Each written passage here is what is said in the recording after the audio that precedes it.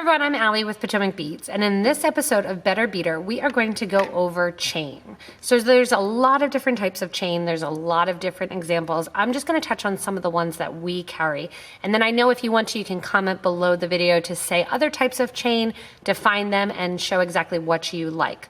So the most common uses for chain in beading are going to be two uses. One is going to be to make an extender of a basically beaded patch. So here I have a beaded necklace. I could have used chain in the back rather than the seed beads. Or the other common use is actually for a chain extender for the back of a design. Those are usually the two common places. Sometimes you'll see chain hanging from earrings or lighten up a design with a chain tassel. For the different types of chain, you may not know exactly what type you want to get and what the definition or the words around chain mean. So I thought with a suggestion of others from our Facebook group for beading and jewelry making that I would do a little bit better beader episode on what are the different types of chain. So looking at the different types of chain here, I have them kind of all lined up. And there's going to be a variance of one chain from the other and what one supplier calls one thing and one supplier calls the other. So don't think that all of these chain sizes and words and everything are exactly going to be the same with every supplier. The one that's generally going to be the same has two names. Sometimes this is called a bead chain or a ball chain. When you use the bead or ball chain, think of it as almost like a curtain pull. I really like the bead ball chain as a long necklace. I have it here with my interchangeable tassel pendant, and it works out really, really well to just stick on and off. It also closes with a nice, simple kind of little curtain pull ring that you pop in and out of the design. So it's a nice, versatile, inexpensive chain, usually consisting of nickel or a plated design. And it can vary in different size that you get to the actual ball measurements, small, really, really small, down to really, really big. And I've seen it even like 6 millimeter, really big when you're working with that. The next one I have here is Rollo chain. So how do I identify Rollo chain? Think about Rollo chain as round. It is a round chain that has round intersecting loops going at a 90-degree angle turning along the design. When you turn it, you can see exactly one line and then the other line as well. With all of these chains, you can have multiple different sizes with the different kinds of chain. Next, I have the cable chain. Cable chain, here I have 3 or 4 different examples of the cable chain because there's so many varieties of cable chain. When you think of cable chain, you want to think of chain that intersects at that 90-degree angle. So it's going to link in so you see basically the profile of every other piece of chain. This is going to be the most common chain that's used and the most common chain that is going to come as extender chains when you're looking at necklaces.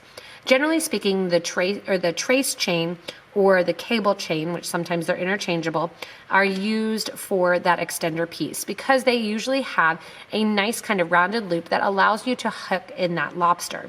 That being said, they're going to come in all different sizes, which even some of the small ones here, which can come in generally oval or round or rectangular or even patterned designs like this one here that has that cut to it. You're going to have to know exactly what size the chain is. You want to look in the description for many of the different types of chain, like we have here, that it has the size. So it's 1.34 millimeter for this cable chain for that small size. So keep in mind, it's a great thing to have a caliper on hand and help you measure exactly what chain you're using and what you're looking at. That measurement will definitely help you so that way you don't order a chain that's huge or a chain that's way too small when you're working with it. Again, the cable chain or trace chain is going to be the most popular chain I find used in jewelry making, whether or not it's oval, designed, flat, or even rectangular like this one here in the middle. Working with kind of the next chain then, we have the curb chain rather than the cable chain, which the curb chain is usually sits at basically a flat angle. You can think about it as a curb that you're sitting exactly flat. Generally speaking, the curb chain is going to sit almost twisted and at that angle, so when you're looking at it, it's nice and flat. Whether or not you have a diamond cut cable or curb chain or a designed curb chain, it's going to be that same curb.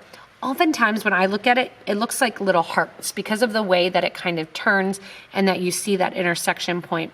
It has almost that heart look to it. Again, going to vary in size, shape, and uses for that actual curb chain. Whether or not it's a flattened curb chain or a designed curb chain, doesn't really matter. It's just the look that you're going for.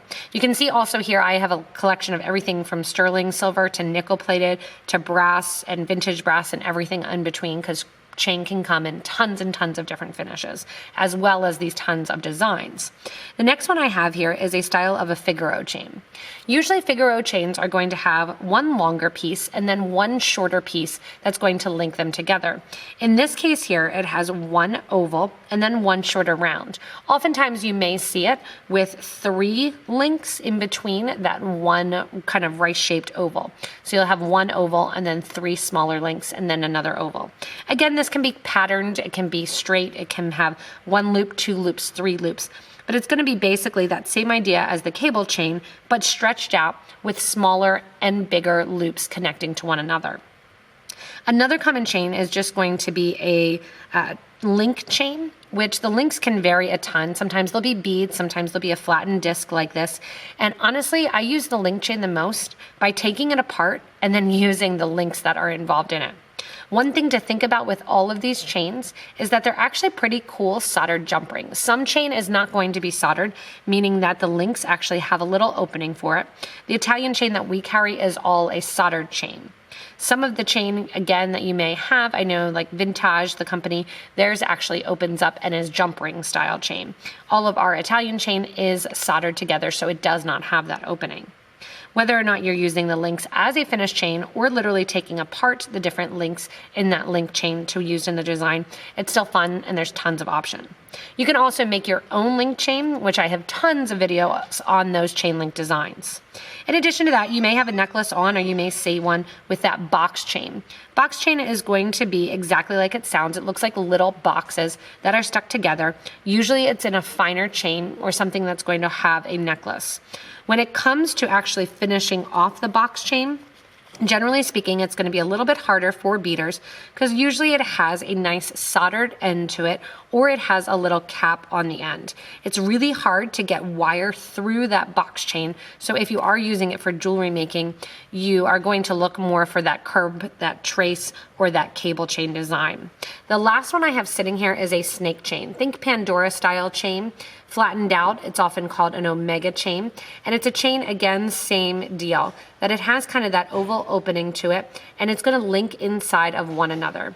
It's often hard to go in and actually kind of downgrade or make this smaller because it does usually require soldering.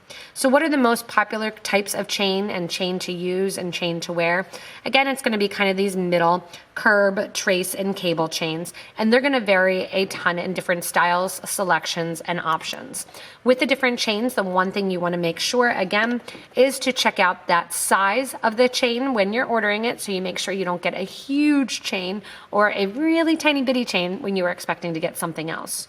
You want to make sure that you have wire on hand if you expect to end the chain, because sometimes jump rings aren't going to fit into the chain. Especially if you have a very tiny cable chain, you may not be able to get a jump ring, say something 20 gauge or above, through that chain. You may need to start with a plain piece of wire and make a coiled link that, again, I have other videos for. Hopefully this Better Beader episode will answer for you some of the different styles of chain, what they are, and what you're going to purchase when you're looking at alternatives or options for finishing or adding or ending to necklaces. Again, with all of these Better Beader episodes, they are made to make you a better beader. I really appreciate all the comments and all the questions and all of the advice that you guys give in the comments below the video.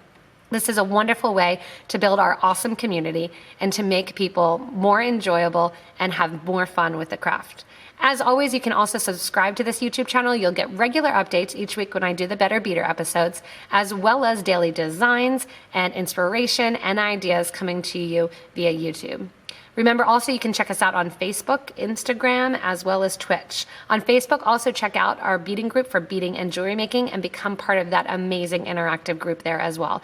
You will learn so much more than these Better Beader episodes could ever teach you while engaging and having fun with that awesome community.